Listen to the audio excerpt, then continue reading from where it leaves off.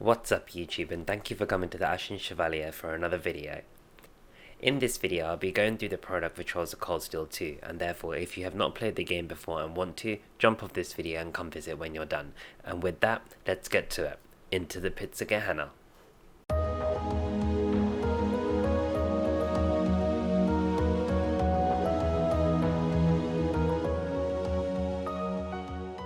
As the game opens, Rean remembers why each of his friendships are truly important to him. We are reminded of the events of Thors of Coldsteel, where Crow was revealed to be part of a rebellion group and shot the Imperial Chancellor Osborne in Heimdall. Rean laments that he wasn't strong enough to help his friends and that he wishes to make it better. When Rean wakes up, he finds himself stranded in the Isengard mountain range with Selene and Valimar.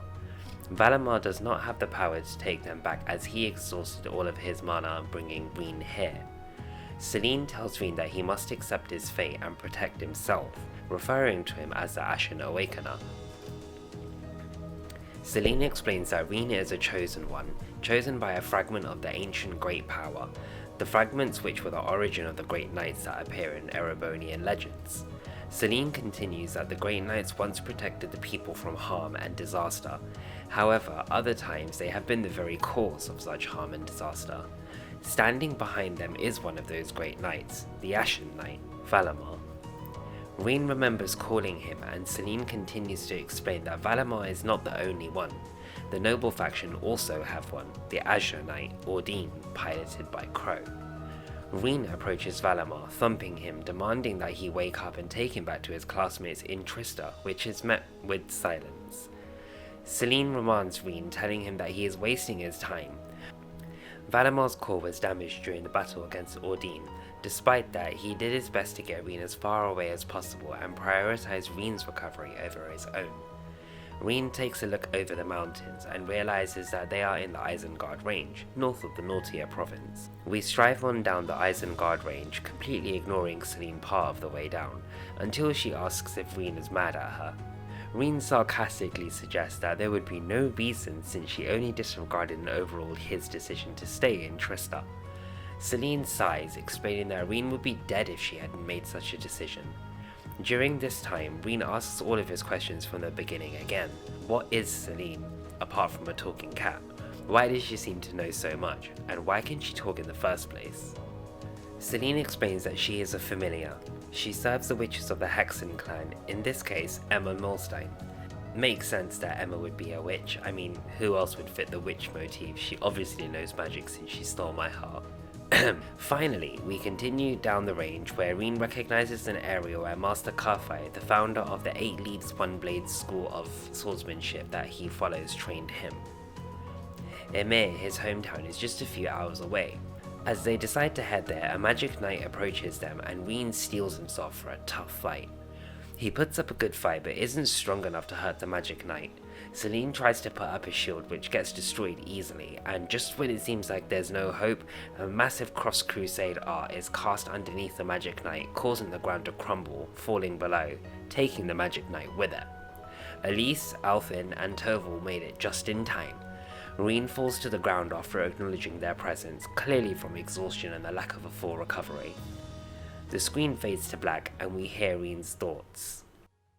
As my consciousness began to fade, I heard a distinct voice resound at the back of my mind. A voice with all the gravity of steel, and yet a strange sense of familiarity, of warmth. And as I listened, I could feel myself being beckoned towards the wheel of fortune. Dost thou desire the power? Rean wakes up in his house with Selene watching over him. Soon after, Elise comes in and rushes up to Rean for a hug, a sweet reunion considering how they were split up at the end of Thors of Coldsteel 1.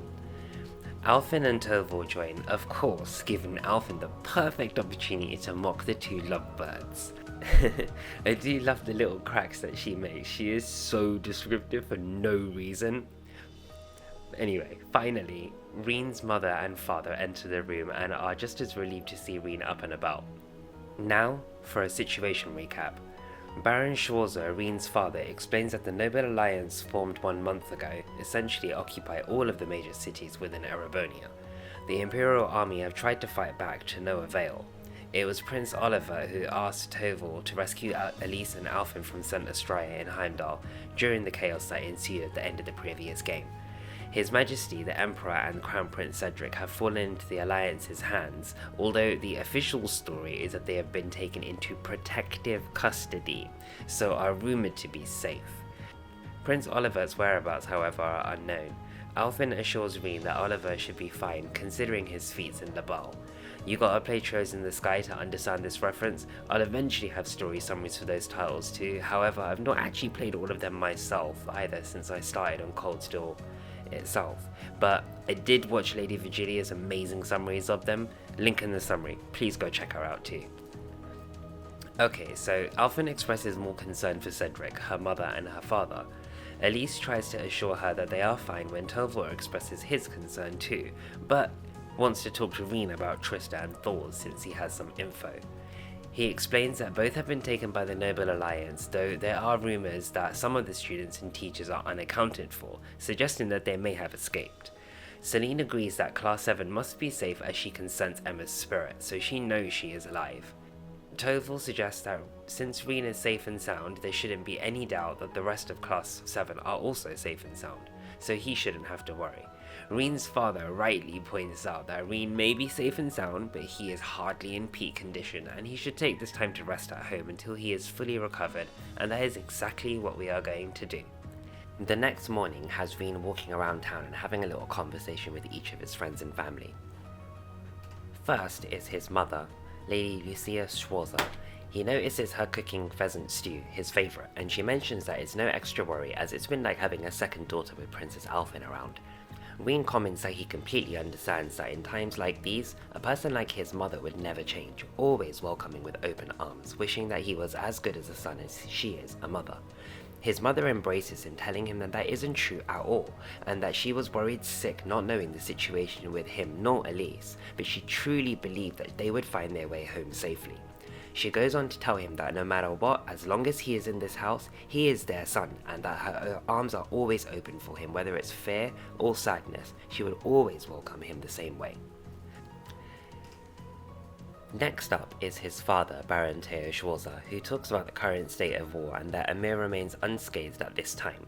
Rean points out that he isn't aligned with the noble faction, and Theo explains that he has made it clear that he does not want to join them. However, an invite may be extended, though he's confident he would be able to talk his way out of it.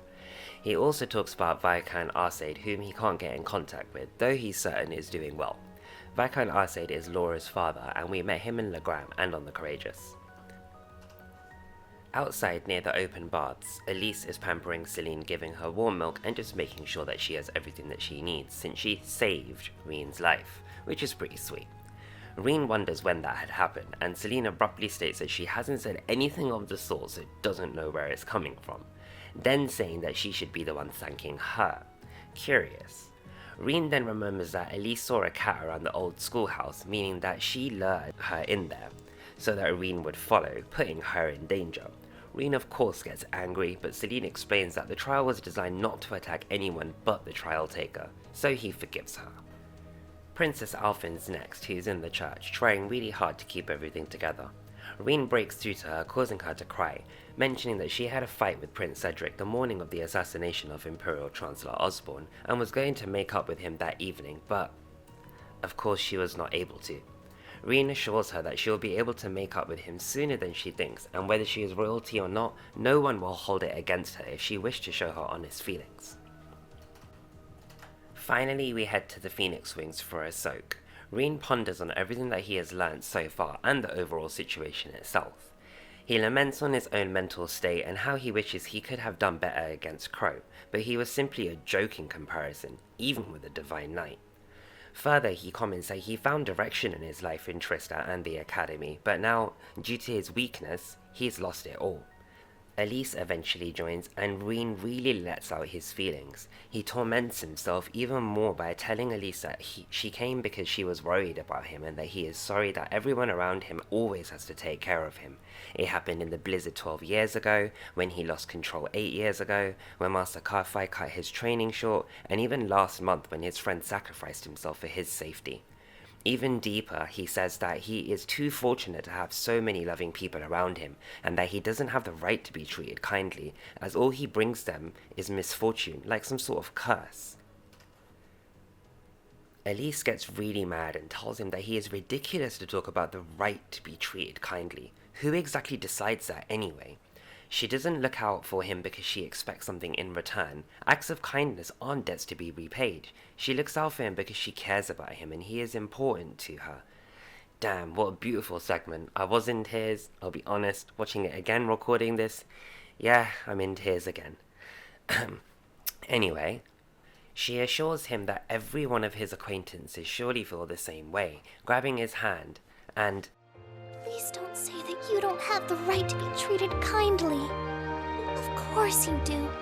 You just don't realize it. You care so much about the people who matter to you. So why can't you understand that those people care just as much about you? Think back to that day when you were separated from your classmates. What kind of expressions did they have when you parted from them?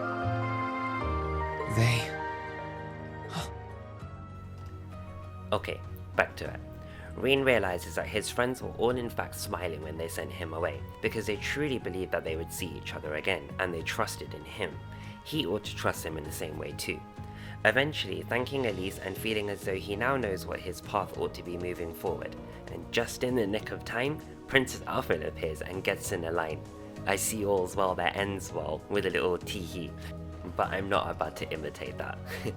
Celine is with her too, and Alfred asks if she can wash Rean's back as well, to strengthen their bonds as honorary siblings. Rean jumps out of the baths and talks with Celine, thanking her for everything as well. Soon after, they hear a loud scream. It's that magic knight, it's back, and it sounds like it's coming straight for Amir.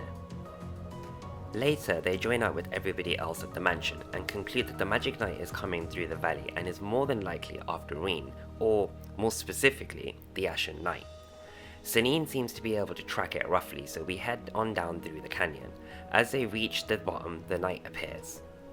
Torval, Elise, and Rean fight their hardest against it, but just as they think they've got it, it gets a second wind. This time, Rean calls Valimar. Heed my call. Valimar, the Ashen Knight! After defeating the Magic Knight, Rean gets to talk with Valimar and really gets a chance to thank him for everything and assure him that he'll do everything he can to be a better pilot. So the Rean and Valimar bond begins. Now, as they're discussing the next moves, a bluebird Grianus appears, alongside an image and the voice of Vita Clotilde, the Azure Abyss, Ouroboros' second Anguis. Amid the conversation, we hear gunshots in the background from Vita. They are from Amir, and she warns us that the Jaegers have been sent by Duke Alborea to kidnap Princess Alfin. We finally make it back to the village, but there's already a lot of fire, and it seems that the Jaegers are pretty high ranking. As they run on just inside the village, they see Alfin and Lady Schwarzer on the floor, as well as Baron Teo, who looks like he's been shot. Rean loses it and his demon power lashes out. He attacks the Jaegers with speed and might, but emotionless. Elise eventually shouts out to him to encourage him to fight back and not to lose himself, hugging him tightly. Torval confirms that their father and mother are still alive. He calms down and recovers himself. Vita reappears and places a hypnosis spell on all of the Jaegers, telling them that they will descend the mountain and return to Duke Alborea with nothing. She assures them that this is the least she could do after all. Celine shouts out that we shouldn't fall for the small talk, and she never does things like this out of kindness. Everyone is a little flustered, and the distraction worked. A black-clad girl appears, grabbing Elise and Princess Alfin, floating back up into the air on her Eric Atlan-like device, but it's black. Vita mocks them for letting their eyes off of the princess that they are supposed to be protecting. Ouch. The black-clad girl doesn't understand Torval's question, "You're an enforcer or something?" So Vita answers for her. She is a behind-the-scenes helper donated to the Noble Alliance by an anonymous benefactor. They both disappear into the air, and Rean screams that he will find them. At the same time, over on the Pantagruel, we see Duke Cayenne bragging about how his noble alliance has essentially won the war due to their many allies, inclusive of Jaegers, Ouroboros, General Aurelia, and Brigadier Wallace, as well as Crow. Crow makes a point to state that the Divine Knights aren't omnipotent or anything like that. They can't wipe out fortresses like the Ion from Crossbow did. Before leaving, Duke Cayenne suggests that Crow should try to bring the other Chevalier over, since they are such good friends. Rufus knows that it won't be that easy, and Crow lists all of the forces that are prepared to fight against the Noble Alliance, even now. But ultimately, unforeseen circumstances are exactly why they have the finest insurance. Scarlet, Bee, a burly man, a tall man, an armoured girl, a masked man, Bluebank, and a languid young man.